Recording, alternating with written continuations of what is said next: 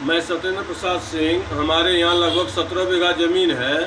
17 बीघा ज़मीन में मारपीट कर सभी को, जितने भी यहाँ बाहुबली हैं, सभी का ज़मीन को रजिस्ट्री कर लिया है और रुपया भी नहीं दिया। रजिस्ट्री चार्ज, सरकारी चार्ज जो होता है, रजिस्ट्री गवर्नमेंट का जो सेल डीड का जो कॉस्ट है, मतलब रजिस्ट्री चार्ज जो होता है, सरकारी चार्ज, वो मतलब भी नहीं मिल रहा है। सरकारी रेट पर भी ज़मीन खरीद बिक्री नहीं हो रही है। टोटल केवाला कैंसिल होना चाहिए, स्पेशल रूल होना चाहिए और पूरे सदस्य को मारपीट करके ख़त्म कर दिया। डेंजरस मारपीट किया है, मतलब ब्लड निकाल दिया मारपीट करके। सरिया से मारपीट करता है, किसी का बलात्कार करता है, कभी कुछ करता है, कभी कुछ करता है।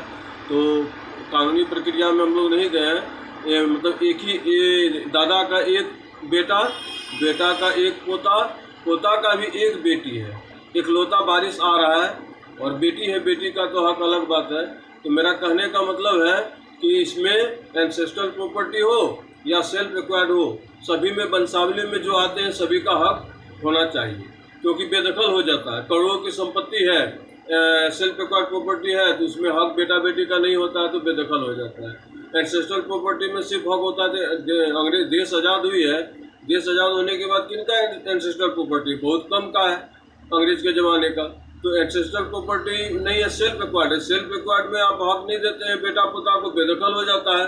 तो प्रधानमंत्री माननीय नरेंद्र मोदी से मेरा करबद्ध प्रार्थना है कि इससे बेटा पोता घर से बेदखल हो जाता है, करोड़ों की संपत्ति चली जाती है।